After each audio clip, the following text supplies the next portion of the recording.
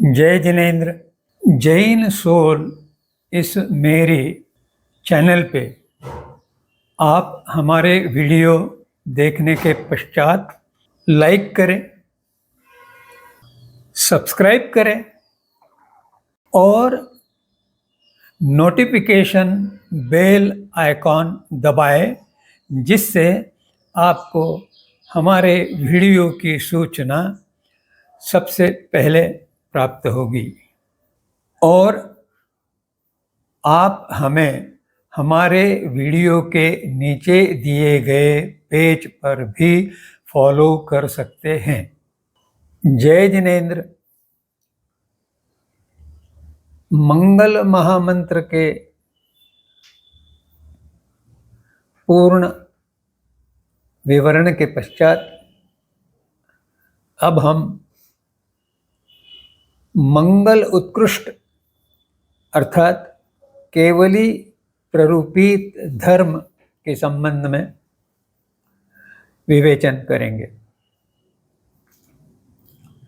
दशवैकालिक सूत्र का प्रारंभ जिस गाथा से हुआ है, उस गाथा के पहले दो शब्द है धम्मो मंगलम मुक्तिष्ठम, अर्थात धर्म यह उत्कृष्ट मंगल है। और कौन सा धर्म?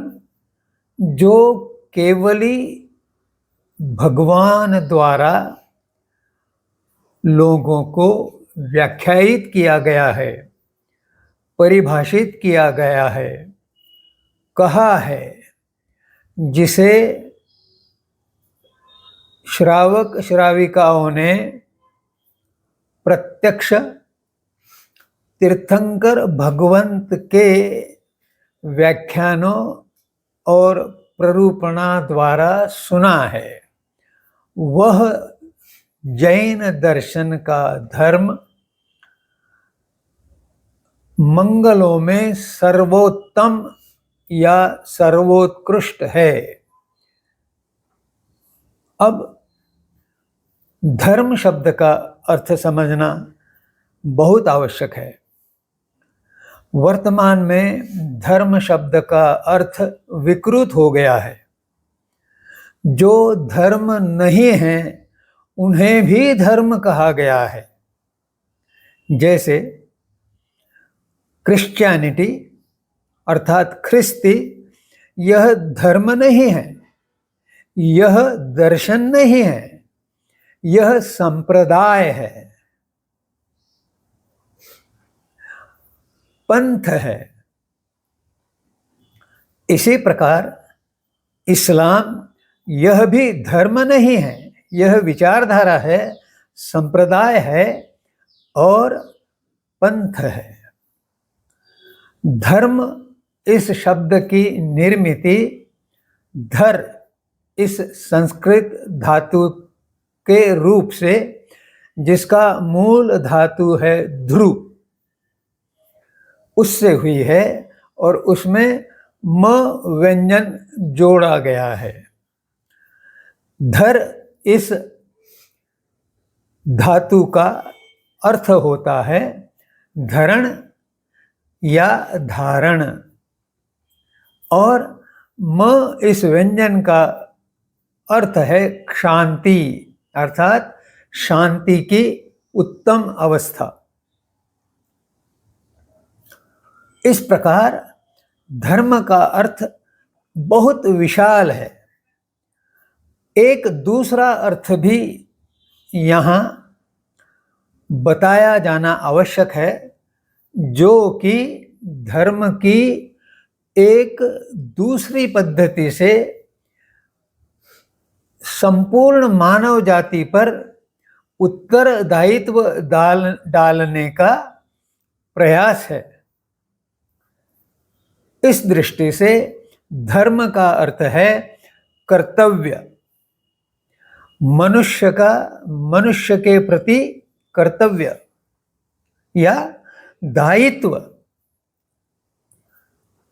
अर्थात मनुष्य को मनुष्य के साथ किस प्रकार व्यवहार करे, जिससे दोनों का व्यवहार एक दूसरे से अनुकूल हो, दोनों को विकास करने में सहायक हो।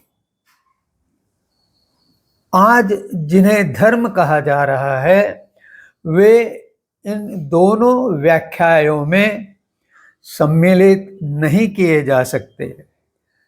इतने उनके अनुयायी आचरण में विकृति धारण किए हुए हैं। दोनों धर्मों में दूसरे लोगों को परिवर्तन करके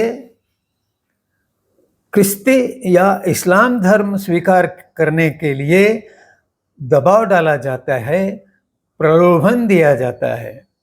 यह विकृति है। अब हम इस मूलभूत व्याख्या के साथ आगे बढ़ते हैं।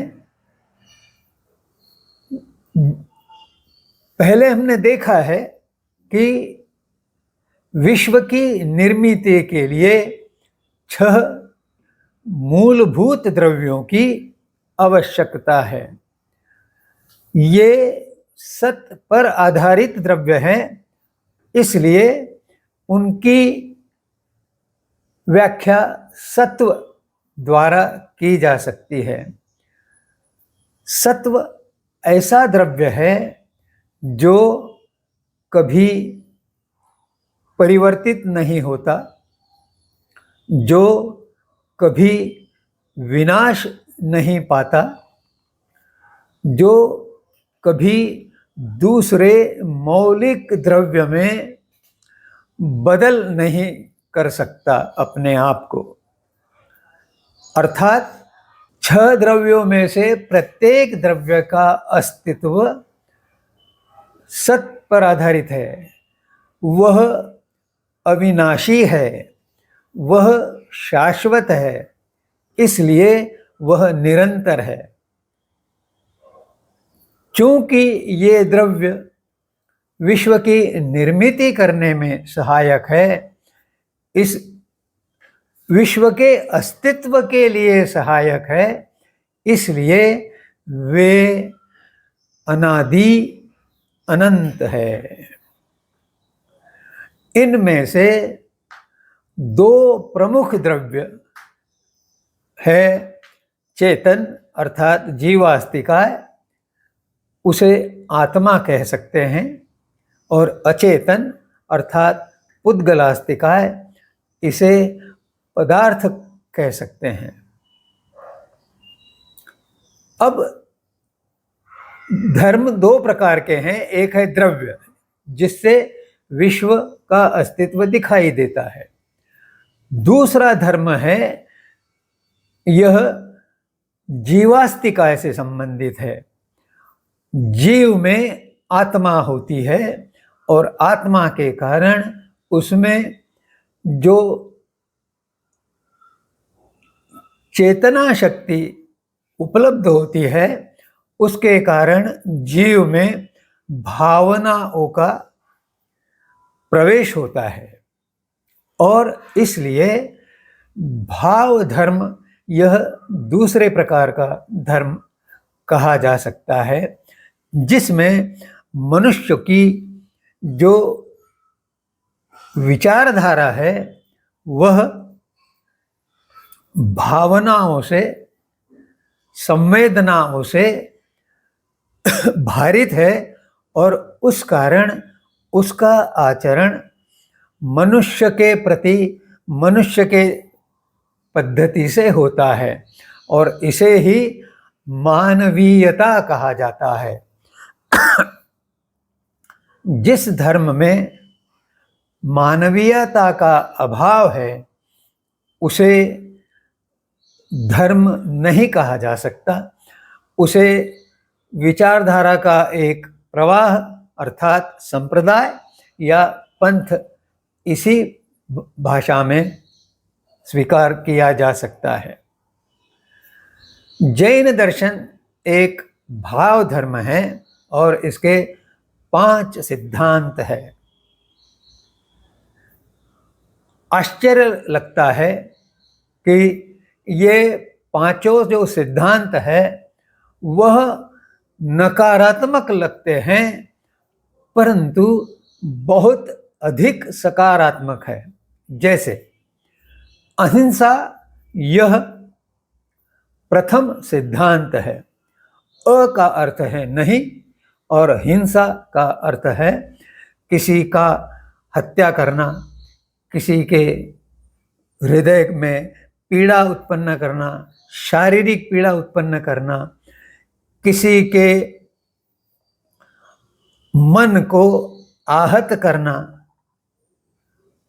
या किसी के चित्त को विकृत बनाने का प्रयास करना।